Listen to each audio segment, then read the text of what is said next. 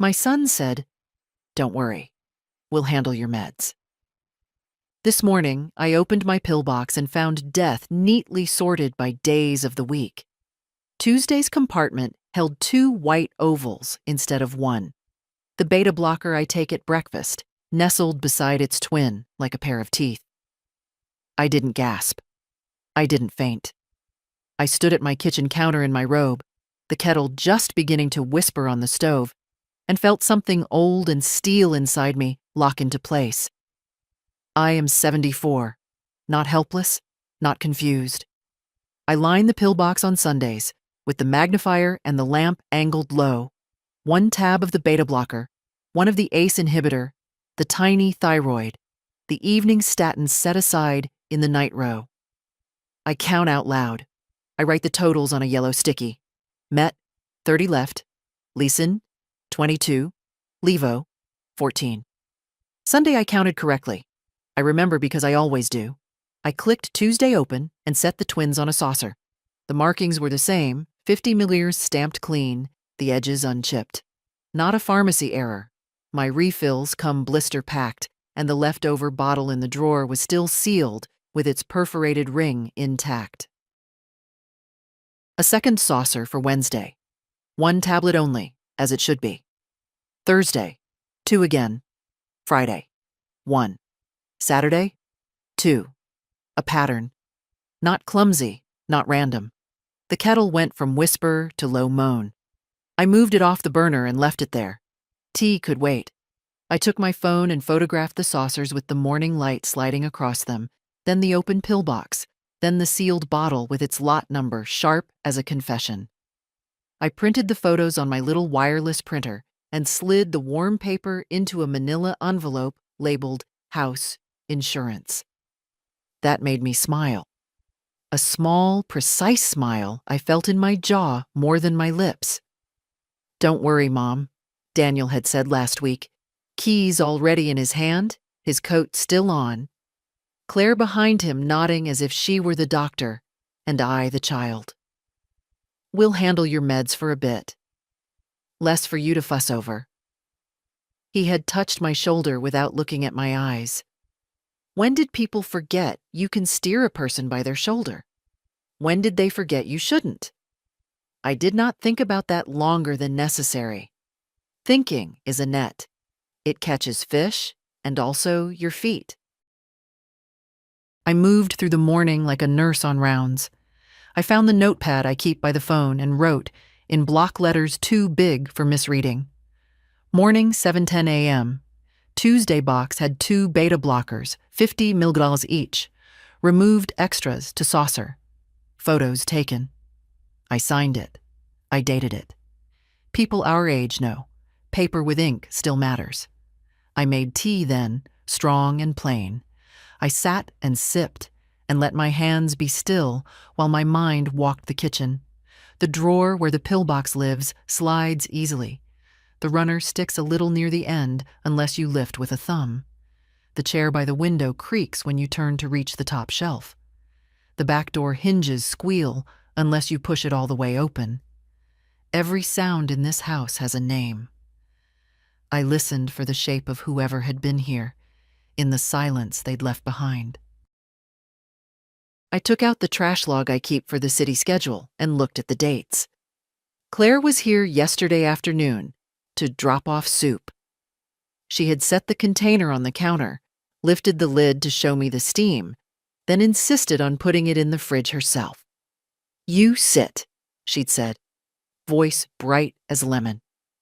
I had sat. I had watched her move, tidy, arrange, adjust, like air traffic control, like ownership. I had thanked her because I am polite even when my neck prickles. I rinsed the saucers and dried them and slid the extra tablets into a small, clear snack bag I labeled with today's date. Then I did something that felt both petty and necessary. I took a long strip of transparent tape and laid it over the edges of each pillbox compartment, slicing it with the tip of a paring knife so that the flaps still opened, but would show if lifted by a hand less careful than mine. I wrote down that I had done it, I put the bagged tablets into the freezer, behind the peas. People who tamper with things do not look behind peas. At 9, I called the pharmacy. "Mrs. Winslow?"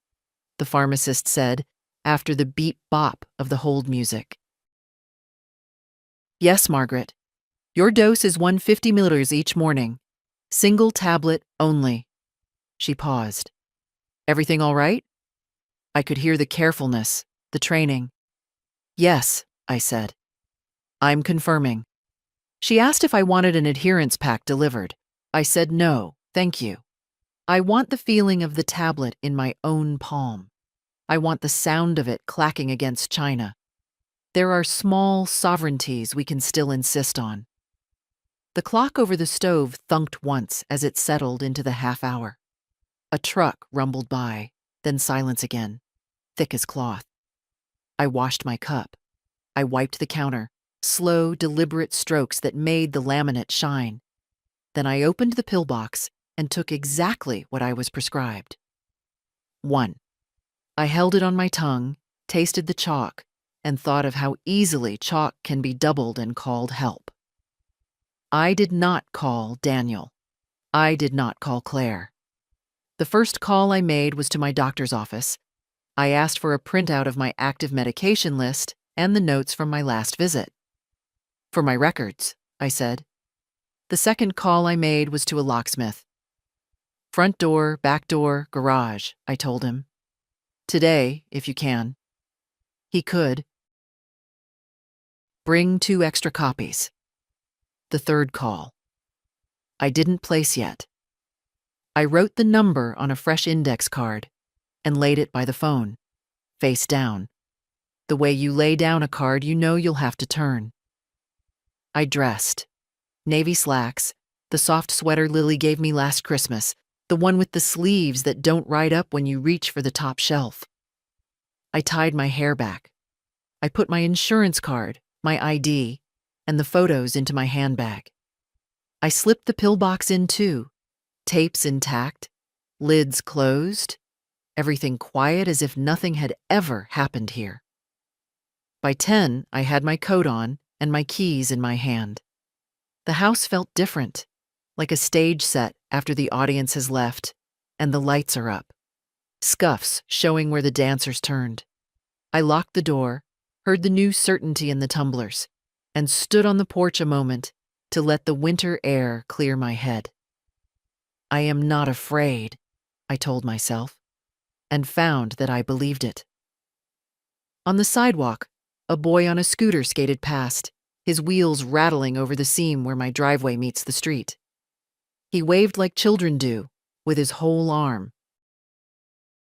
I waved back, and my hand felt steady, and my heart kept its honest rhythm under my sweater as I went to do what needed to be done.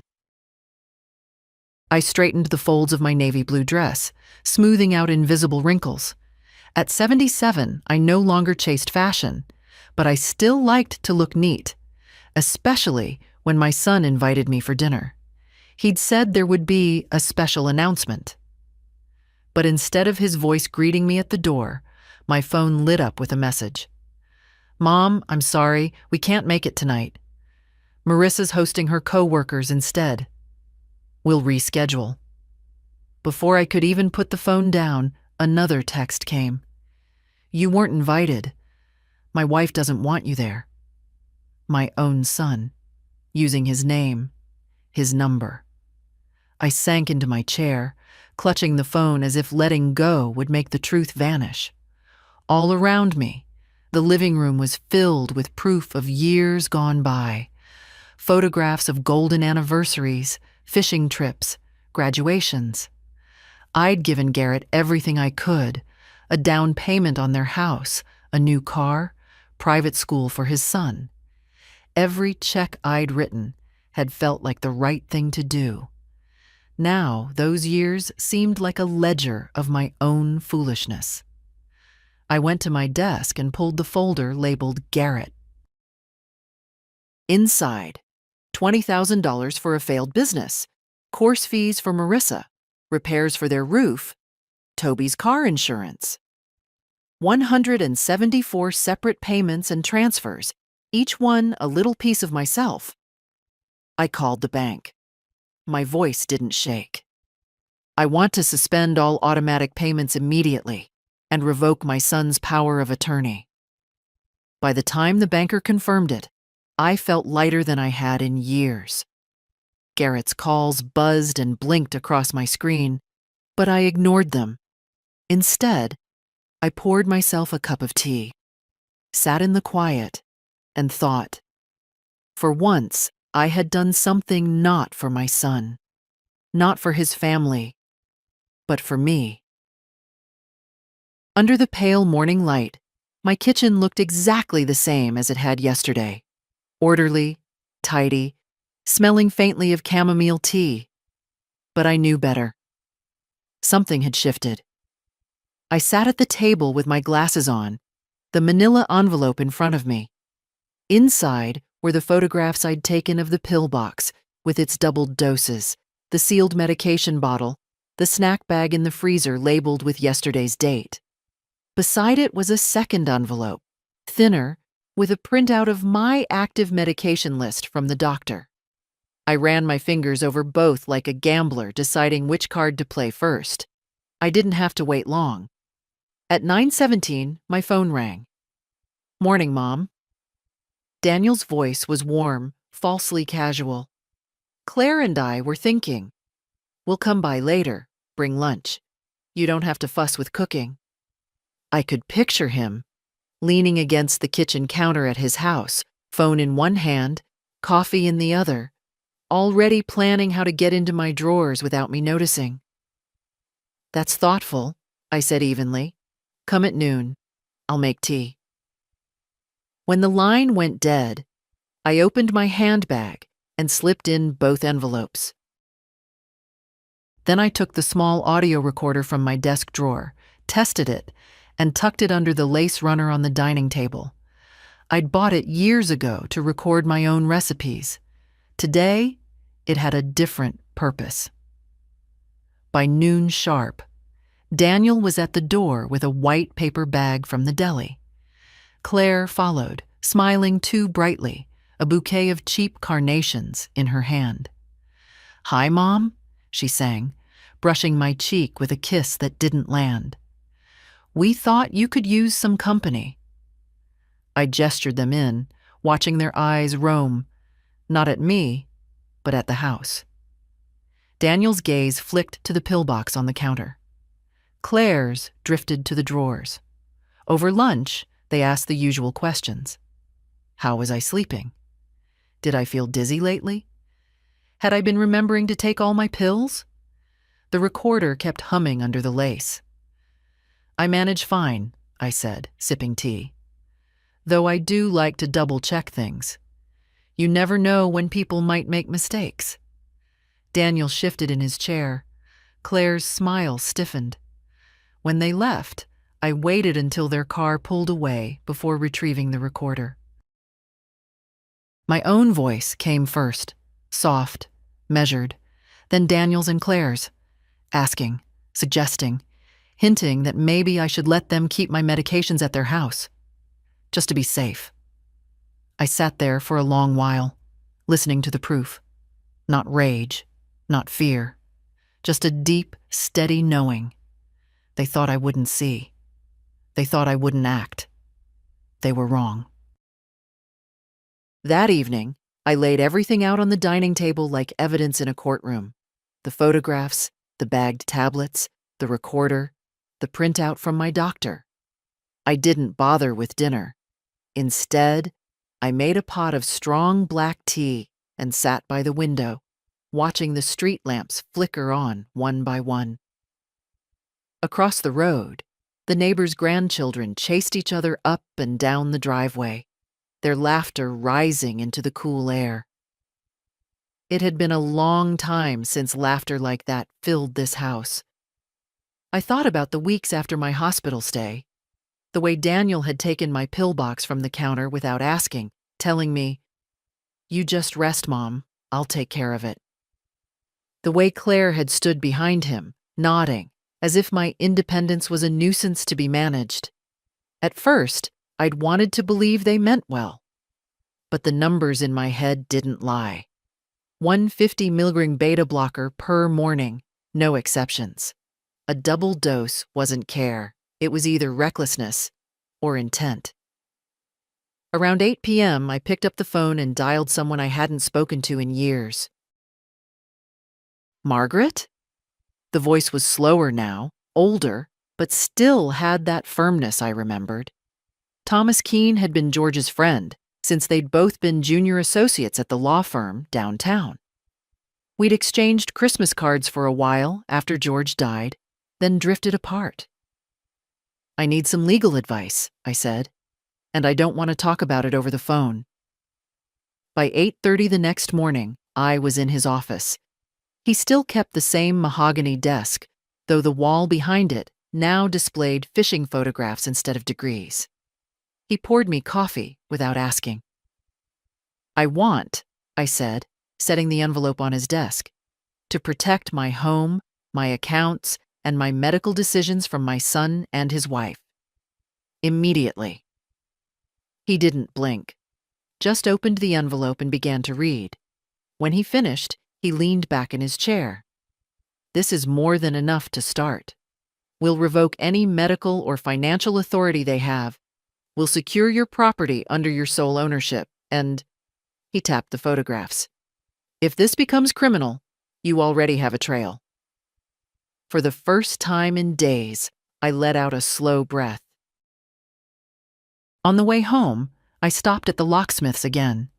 This time, I had him install a deadbolt on the inside of the back door. By noon, the locks were changed, the papers were in motion, and my will, updated and notarized, named only one family member as a beneficiary. My granddaughter Lily. The rest, out of reach. Daniel and Claire didn't know it yet, but their control over me had ended, and I intended to keep it that way.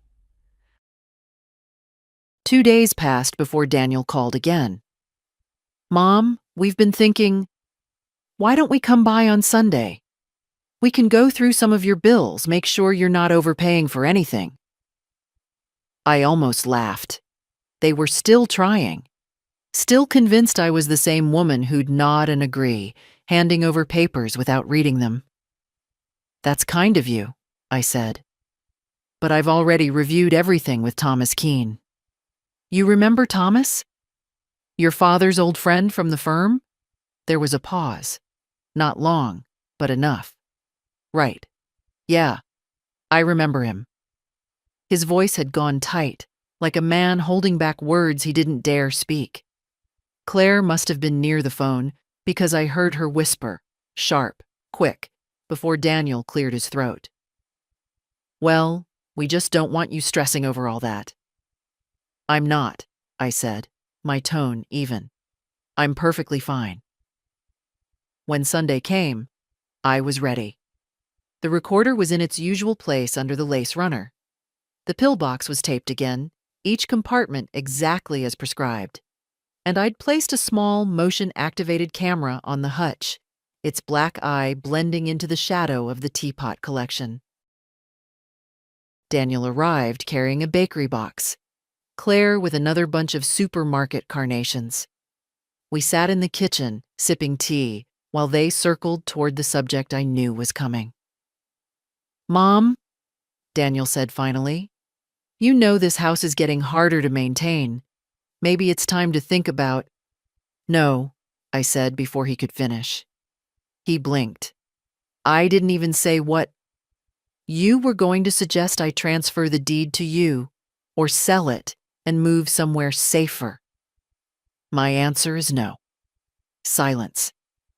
Claire's smile collapsed. Daniel's jaw tightened.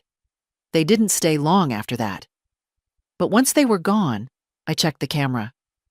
And there it was. Claire, waiting until I went to the bathroom, opening the pillbox, swapping one tablet for two. Daniel standing nearby, looking toward the hallway. It was all the confirmation I needed. I copied the video onto a flash drive and slid it into the manila envelope. The next call I would make wouldn't be to my lawyer. It would be to the police. I waited until morning to make the call. Not out of hesitation. No, my mind was settled. But because I wanted to be sharp, steady, and clear when I spoke. At 8:03 a.m., I dialed the non-emergency police number. My voice didn't waver. "This is Margaret Winslow. I believe my medication is being tampered with by family members. I have video, photographs, and physical evidence." The dispatcher's tone changed instantly. "Ma'am, are you in immediate danger right now?" "No, but I'd like an officer to come by today. Quietly, please." 2 hours later, there was a knock at my door. A tall officer with kind eyes introduced himself as Sergeant Holloway. He stepped inside, glanced once around my living room, and sat across from me at the dining table. I laid out everything: the photographs, the bagged pills, the medical printout, the audio recording, and finally, the video. When the footage played, he leaned forward, watching Claire's hands carefully remove the lid of my Tuesday compartment, slip in a second beta blocker, then close it with a casual flick. Daniel's shape hovered in the background, glancing toward the hall. "This," Holloway said when it ended, "isn't just suspicious, it's criminal." He asked if I wanted to press charges. I told him I did. But I also wanted something else, something quieter, more enduring: restraining orders, full documentation, a record that couldn't be erased or argued away. Before he left, he assured me the pills would be sent for analysis, the video and photos logged as evidence, and he gave me a card with his direct number. "If they come to your door unexpectedly, you call me, no matter the hour." After he was gone, I stood at the window, watching his patrol car disappear down the street. For the first time in months, I felt the house was mine again. Not just the bricks and mortar, but the air inside, the rooms, the quiet. Daniel and Claire would learn soon enough that I wasn't the woman they thought I was. And when they did, it wouldn't be a private family matter. It would be on the record. By Thursday, the weight of my decision had settled into a kind of calm. I'd half expected to feel rattled. After all, calling the police on your own son is not something most mothers ever imagine doing. But instead, there was a steadiness in me, like closing a door and knowing it would never open again. That morning, I took my time making tea, slicing a piece of the rye bread I'd baked the day before. I moved around my kitchen without the usual undercurrent of vigilance. No more glancing at the pillbox every few minutes. No more catching myself listening for footsteps behind me. At 10:14, my phone rang. Daniel. I let it buzz twice before answering. "Hello? Mom?" His tone was carefully casual, but there was a tightness underneath. "We've been trying to reach you. Claire's worried. She says you've been acting different." "I've been busy," I said. "With what?" "Paperwork, appointments, the usual." There was a pause. I could hear the faint murmur of Claire's voice in the background, then Daniel again. "We want to come by later, just to check in." I almost smiled. "No, thank you." "Mom?" I said no. The silence on the line was heavy, his next words lower, almost sharp. "You're making this harder than it needs to be." "Harder for who?" I asked, my voice level. Before he could answer, I hung up. I sat there for a moment, holding the phone, letting the quiet of the room wrap around me. At 2:30, Sergeant Holloway called. The lab had confirmed the extra pills were identical in dosage and type to my prescription. But doubling that dose could have caused my blood pressure to drop dangerously low. It was, in his words, a clear and deliberate act that could have resulted in serious harm or death. They'd be moving forward with questioning Daniel and Claire. When I ended the call, I walked to the front door and looked out over the street. It was bright for February, the kind of day when light catches on every small thing. The frost melting off car roofs, the glitter of broken glass from a bottle someone had dropped near the curb. At 4 o'clock, a different knock came. Slower, harder. I knew before I opened it who it would be. Daniel stood there, his shoulders tight, his eyes too bright. Claire was behind him, arms folded, lips pressed into a thin line. "We need to talk," he said. "No," I answered. "You need to leave." "Mom, don't do this." His voice was low, urgent. "You don't understand." "I understand perfectly," I said, keeping my hand on the doorknob. "And so do the police." The shift in his face was quick. First shock, then something colder. Claire stepped forward, her voice cutting in. "You'd go to strangers instead of talking to your own family? After everything we've done for you?" I thought of the video, the photographs, the pills in my freezer. I thought of my husband's handwriting on the old deed to this house, the weight of the keys in my pocket. "Yes," I said simply. "That's exactly what I'd do." I closed the door before they could answer. Their voices rose on the other side, muffled, then faded as footsteps retreated down the path. I stood there, palm resting on the cool wood, breathing slowly. There was a time when I would have opened that door again, called after them, tried to fix what was broken, but that time was gone. In the kitchen, the pillbox sat in its place, untouched. I made another cup of tea, the steam curling upward in the quiet, and thought, not for the first time, how peace isn't always soft. Sometimes peace is a lock turning. Sometimes it's the sound of your own door closing. The next morning, I woke before the alarm, the room still dim with the gray light that comes before dawn. I lay there a moment, listening to the quiet hum of the radiator, feeling the weight of the blanket, and realized something I hadn't felt in years. My body was at ease. After breakfast, I sat at the dining table with my notebook. I began listing the things that still needed doing. Contact the utility companies to ensure accounts were in my name only. Notify my doctor's office that Daniel and Claire were no longer authorized for any medical information. Arrange for a safety deposit box at the bank for important documents and the evidence I'd gathered. By 9 o'clock, I was downtown, walking into the bank with my handbag tucked close. The teller recognized me and waved me toward a side office. Inside, I met with Mrs. Keating, the branch manager, who helped me secure the box. We placed the photographs, video copies, and pill samples inside, along with my will and the updated deed to the house. The lock clicked shut with a sound that felt final. On my way home, I stopped at the market. The cashier, a boy barely old enough to shave, greeted me with a cheerful, "Good morning, Mrs. Winslow." I found myself smiling back. Really smiling, not the polite mask I'd worn for so long. At home, I brewed tea and settled into the armchair by the window. The street outside was quiet except for the mailman making his rounds. When he reached my door, he slipped an envelope through the slot. With handwriting I recognized immediately.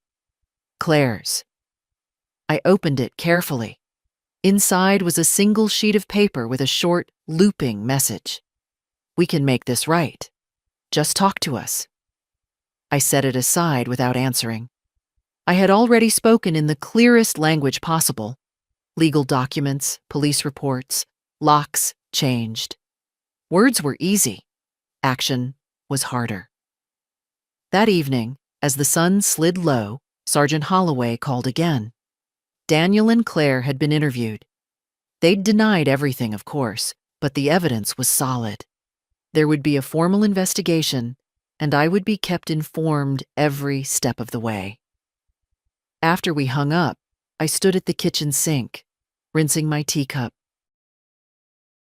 The window over the sink reflected my face in the fading light, older, lined, but steady. For the first time in years, I knew exactly where I stood, and I intended to stay there. On Sunday morning, I decided to do something I hadn't done in months. I baked. The smell of cinnamon and apples filled the kitchen, the oven humming warmly as the light rain tapped against the window. I wasn't baking for anyone in particular, just myself.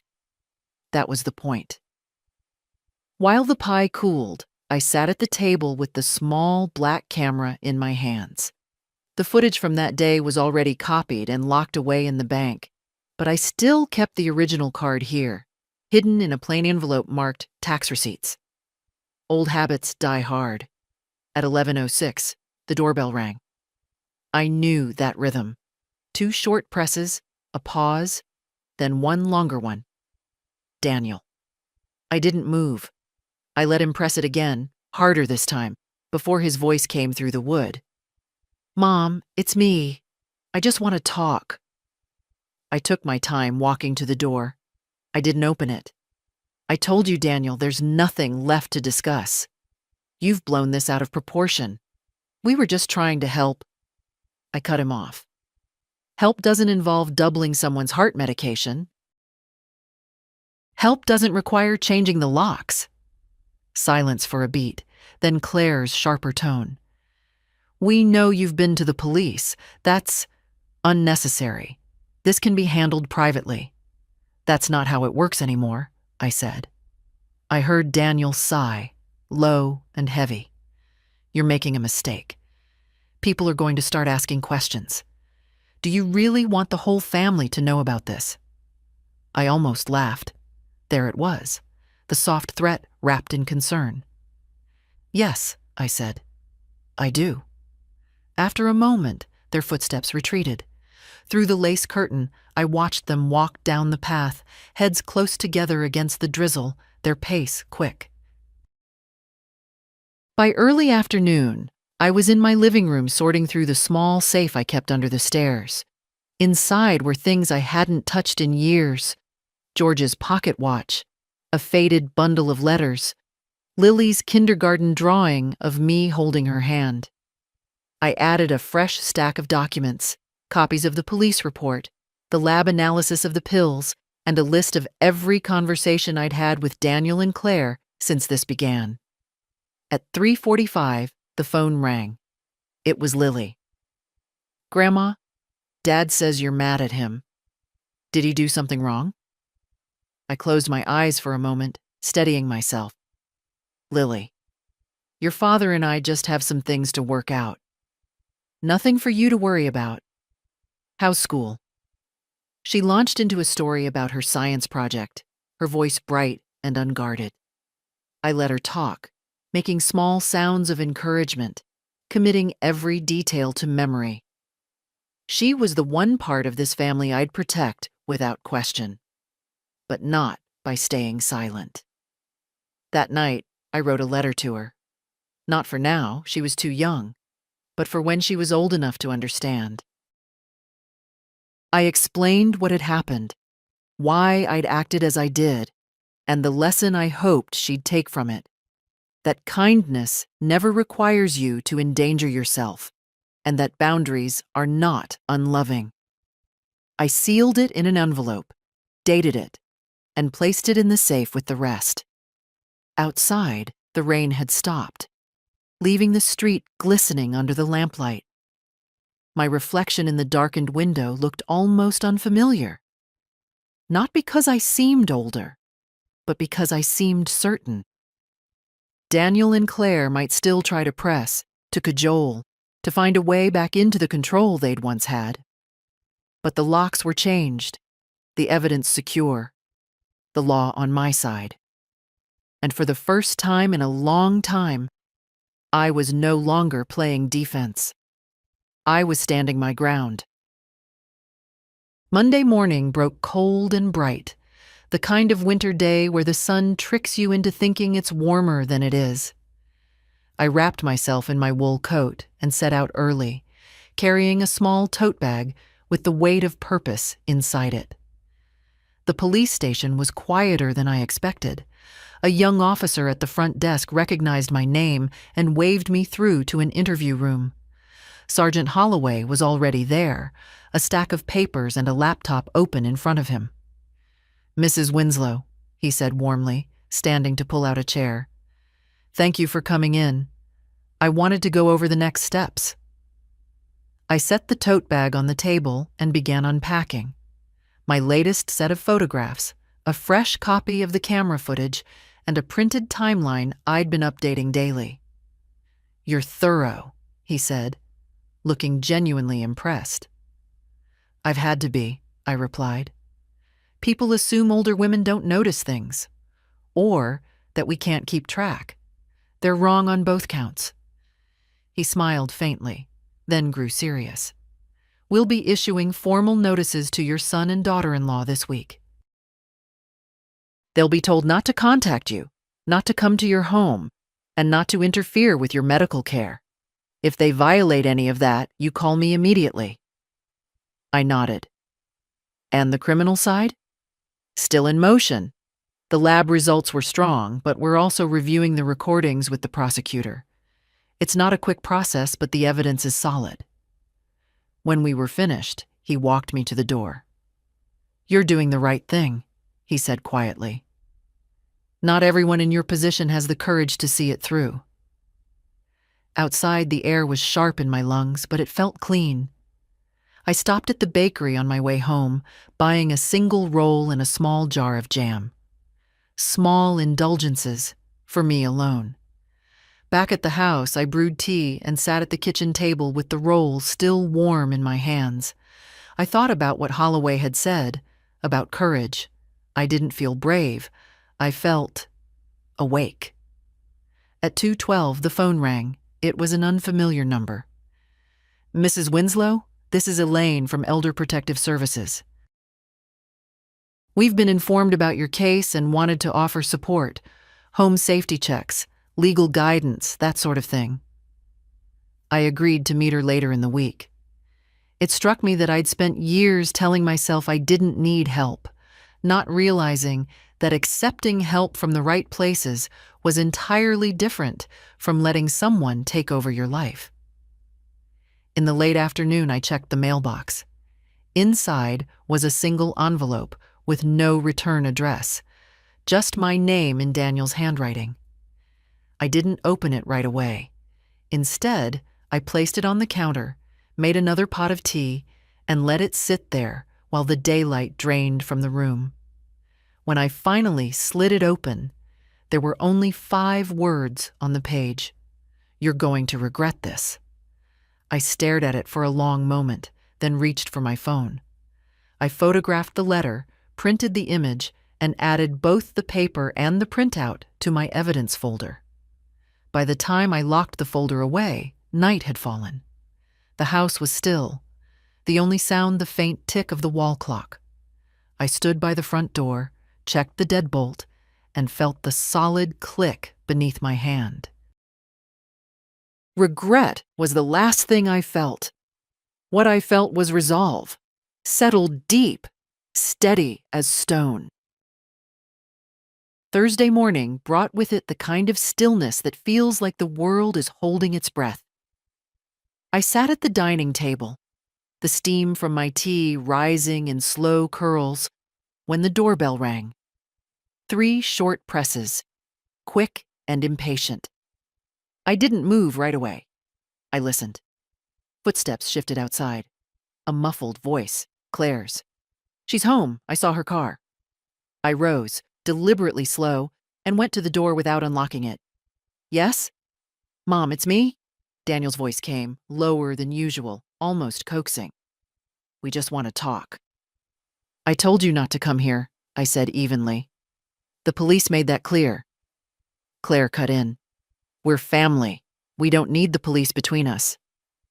"That's exactly what we need," I replied, my hand still on the lock. Daniel's voice sharpened.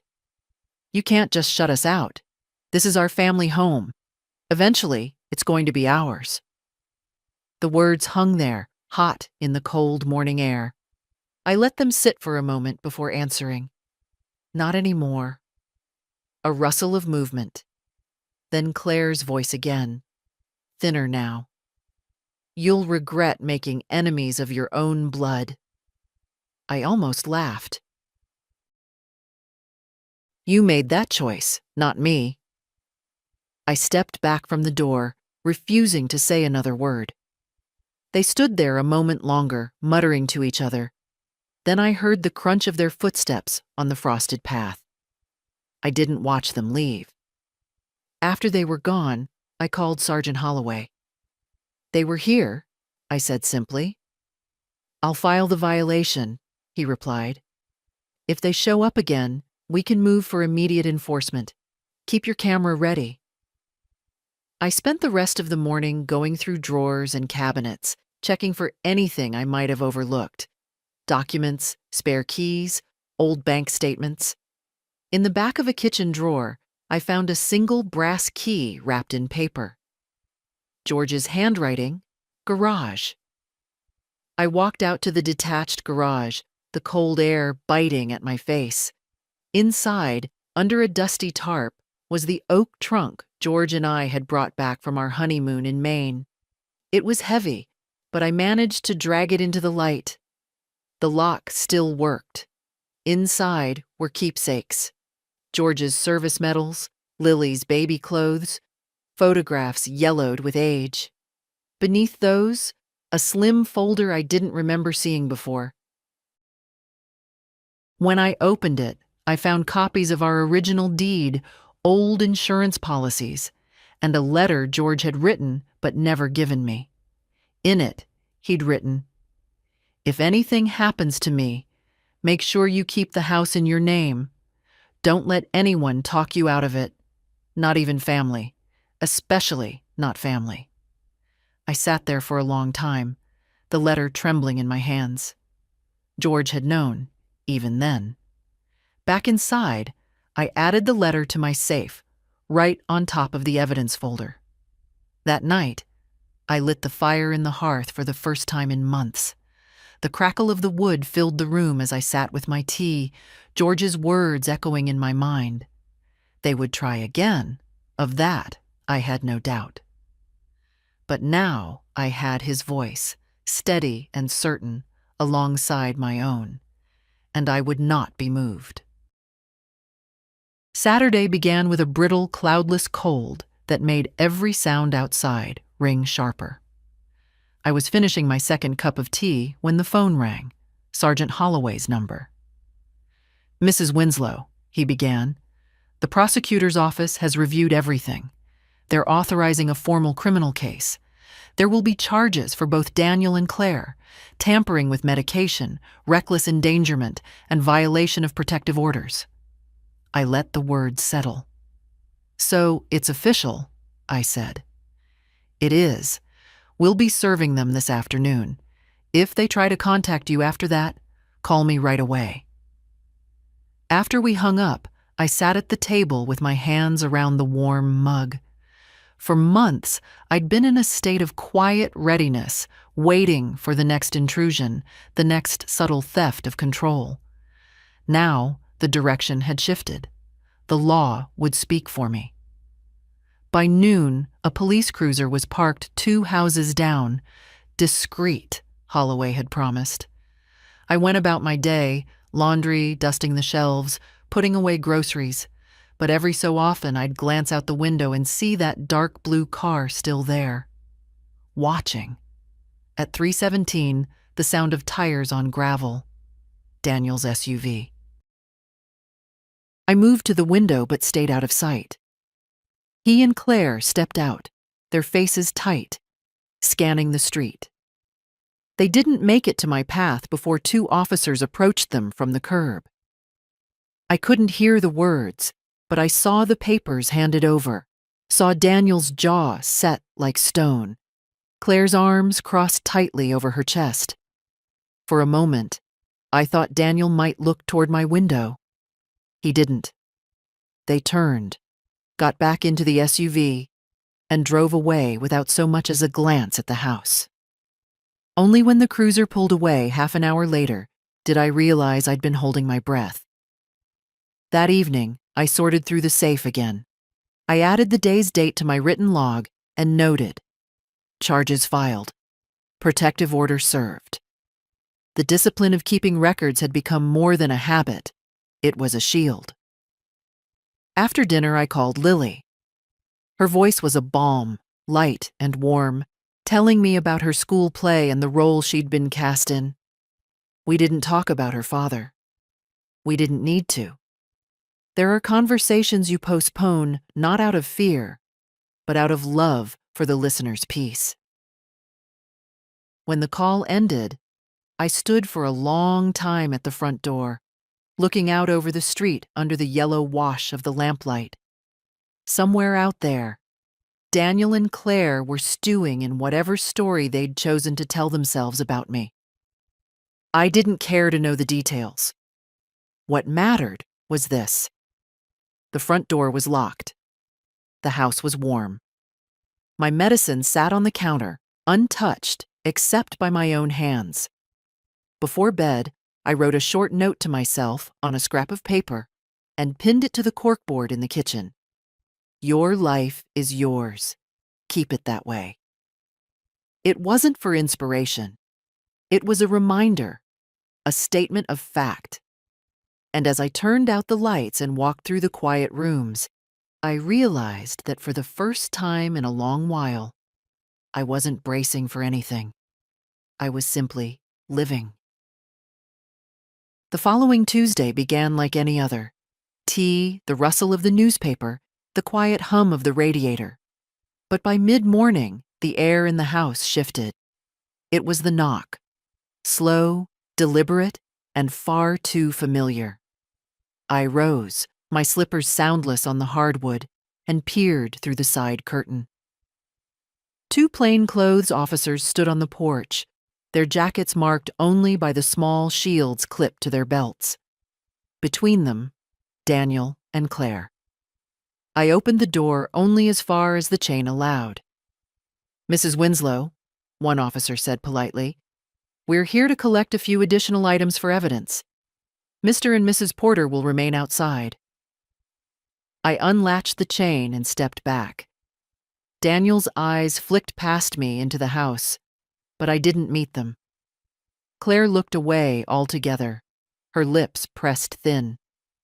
The officers moved efficiently, photographing the pillbox on the counter, the freezer with its small bag of dated tablets, the tape on each compartment lid.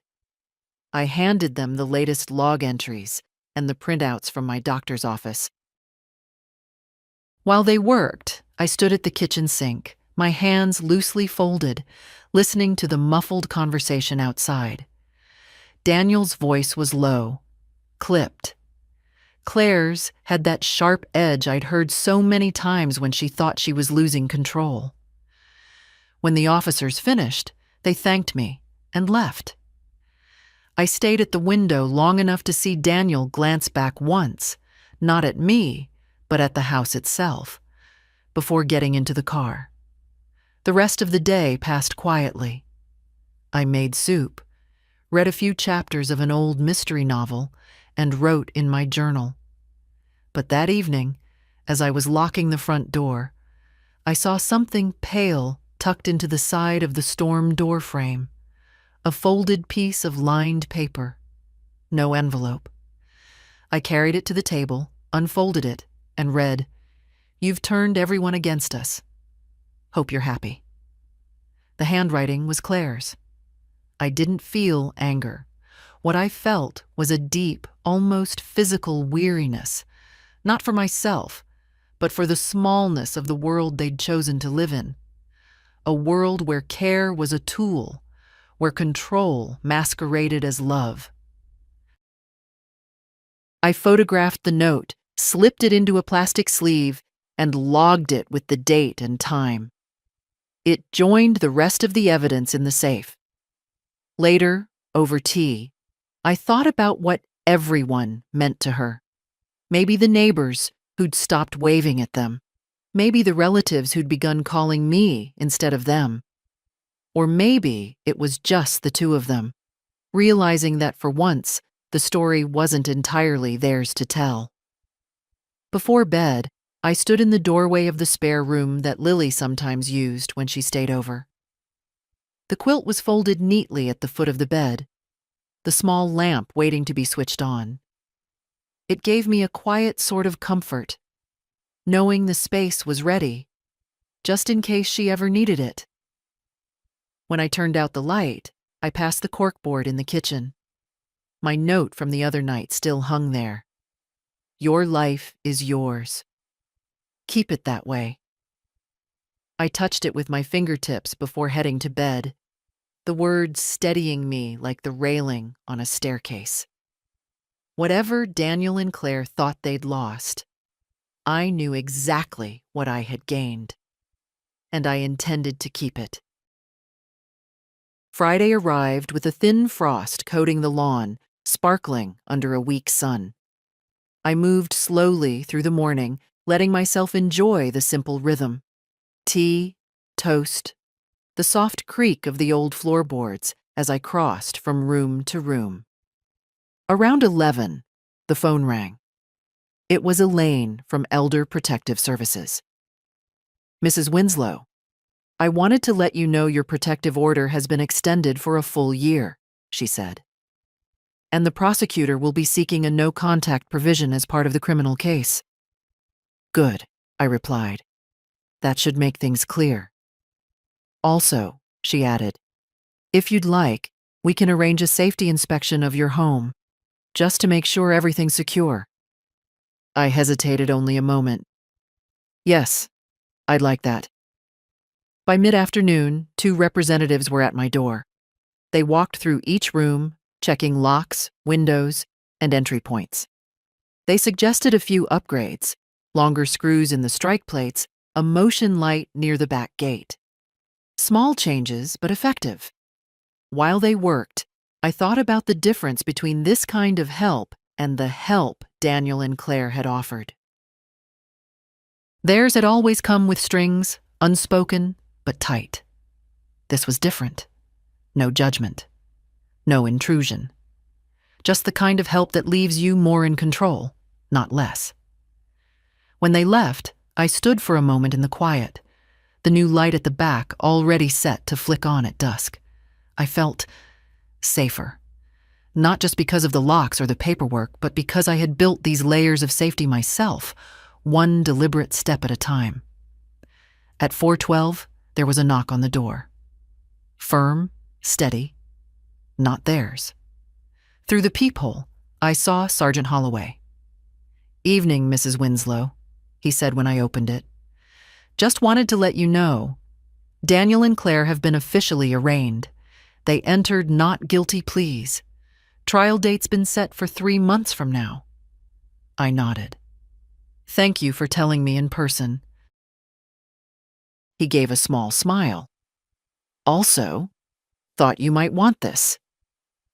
From his folder, he pulled a printed still from my kitchen camera, the one that had caught Claire doubling the pills. It was clear as day, her hand over the open compartment, the second tablet between her fingers, Daniel's shadow in the frame. I took it carefully. I'll keep it, I said. After he left, I sat at the dining table with the photograph.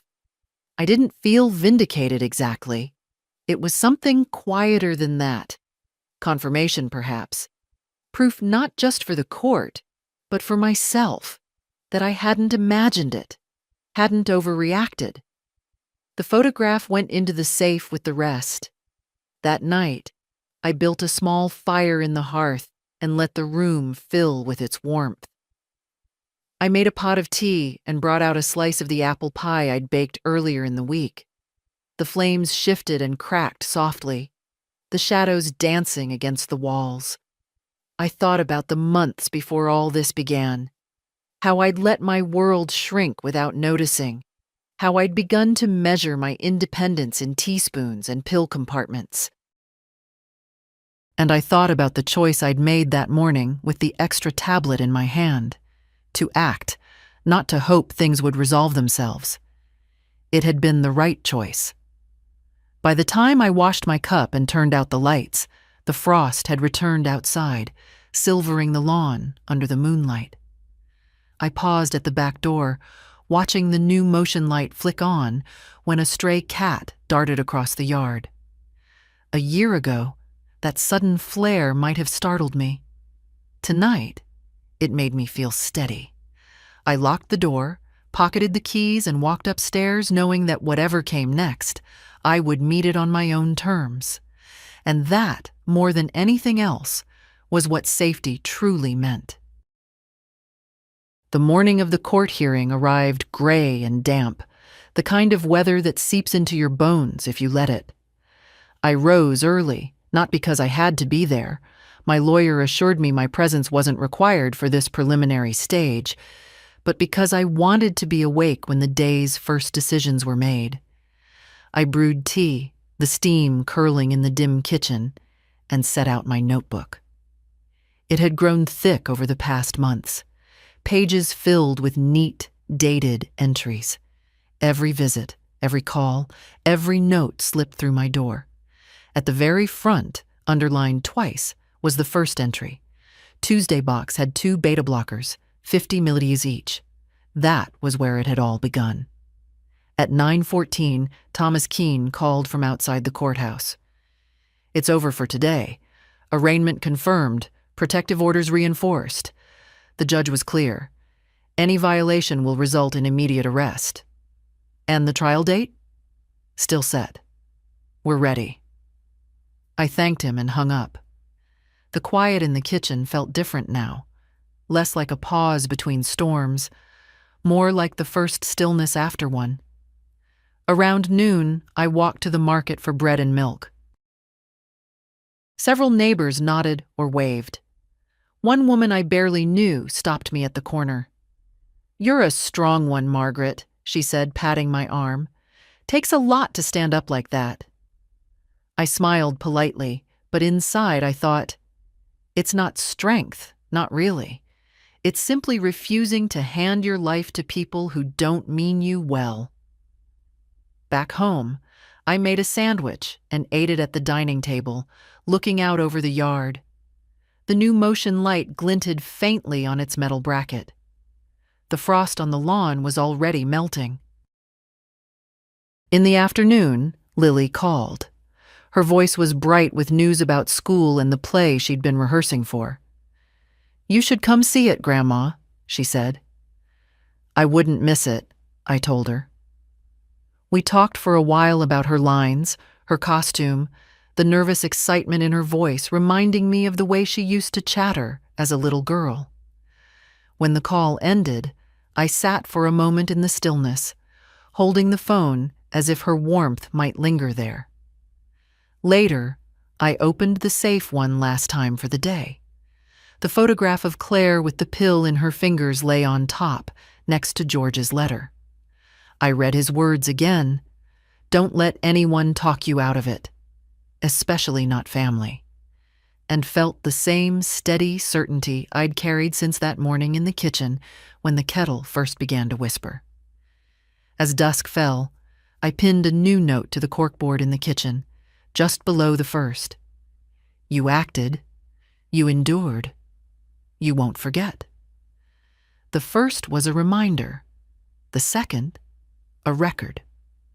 When night came, I moved through the house, locking each door, checking each window. The small rituals of safety no longer felt like fear. They felt like ownership.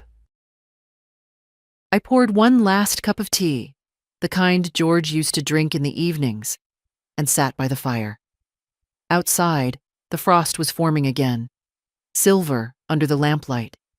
Inside, the house was warm, the air still, the keys heavy in my pocket. I thought of the months behind me, the slow narrowing of my world, the moment I noticed, the choice to resist, and the steady climb back into the full possession of my own life. If there was a lesson in it, it was this. Help is not control. Silence is not peace. And love is not proven by what you're willing to lose for it. Some things you hold on to, no matter who tries to take them. The fire crackled softly, the tea cooling in my hands. I didn't need to look at the locked doors to know they were there, and I didn't need anyone else's permission to feel safe in my own home.